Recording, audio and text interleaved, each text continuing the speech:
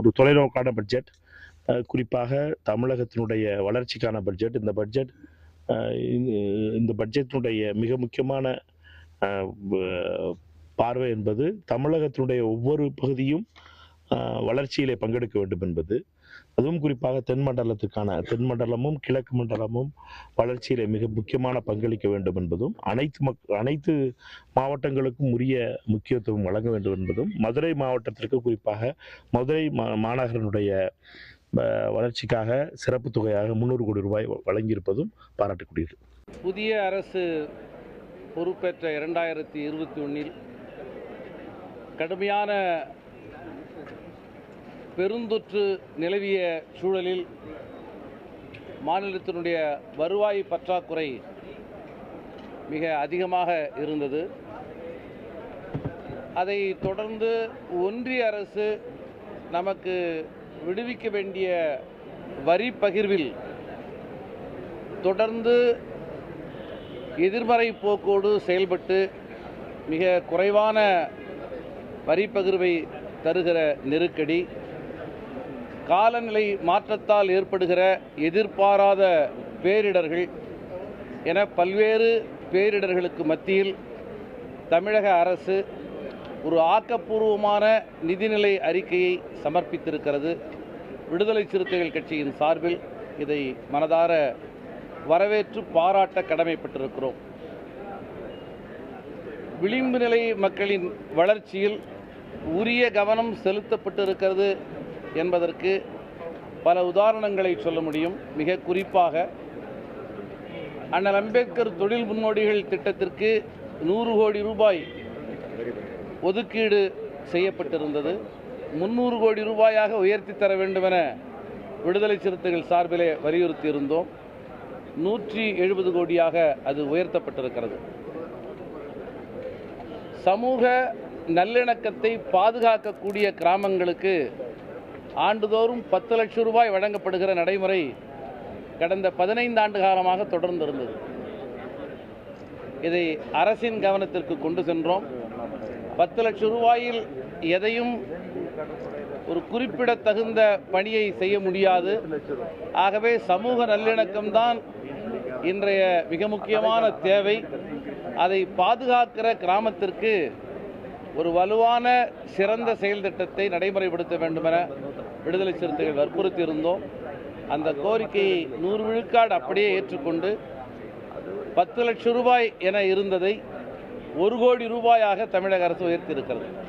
சமூக நல்லிணக்கத்தை பாதுகாக்கக்கூடிய கிராமங்களுக்கு இனி ஆண்டொன்றுக்கு 1 கோடி ரூபாய் கூடுதலாக ஊக்கத்தொகையாக விருது தொகையாக வழங்கப்படும் என்கிற அறிவிப்பு மிகச்சிறந்த ஒன்று என பதிவு செய்ய விரும்புகிறேன்.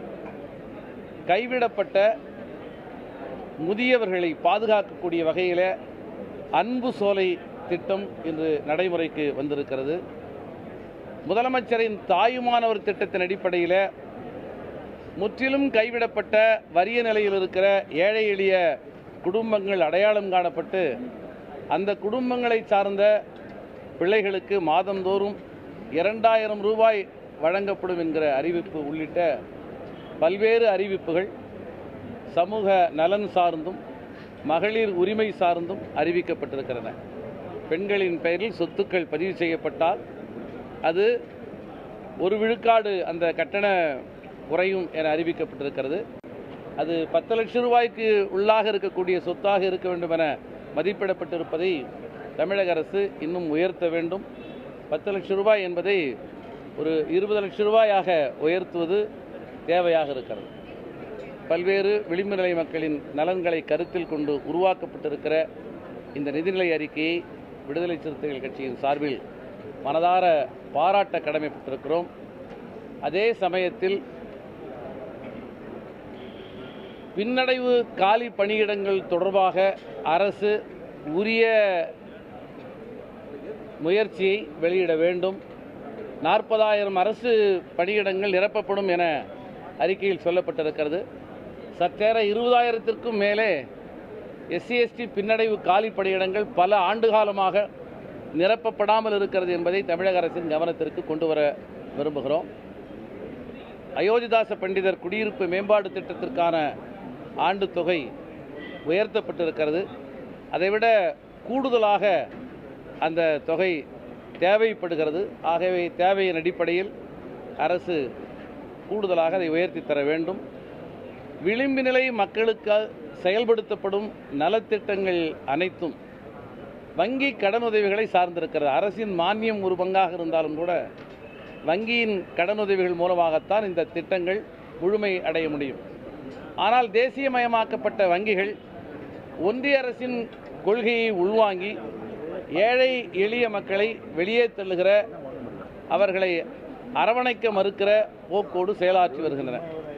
ஆகவே தமிழக அரசு தமிழகத்தில் விளிம்பு நிலை மக்களுக்கான சமூக நலத்திட்டங்களை நடைமுறைப்படுத்துவதற்கு ஒரு புதிய வங்கி மேலாண்மையை உருவாக்க வேண்டும் என விடுதலை சிறுத்தைகள் சார்பில் வற்புறுத்தி கேட்கிறோம். நீர் வளம் குறித்து மிக கூடுதலான அக்கறையை இந்த நிதிநிலை அறிக்கை வெளிப்படுத்தி இருக்கிறது. ஆனால் தொடர்ந்து விடுதலை சிறுத்தைகள் வற்புறுத்தி வருகிறோம். நிலத்தடி நீர் என்பது கண்டுகொள்ளப்படாமல் இருக்கிறது. நிலத்தடி நீர் பல இடங்களில் உவர்ப்பு நீராக மாறி வருகிறது. ஆகவே நிலத்தடி நீரை பாதுகாக்கக்கூடிய வகையிலே ஒரு நிலத்தடி நீர் மேலாண்மை அமைப்பு உருவாக்கப்பட வேண்டும் என்றும் வலியுறுத்தி இருக்கிறோம்.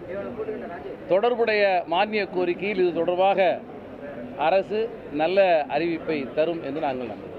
உடனுக்குடன் செய்திகளை தெரிந்து கொள்ள சன் நியூஸ் பெல் ஐகானை கிளிக் பண்ணுங்க.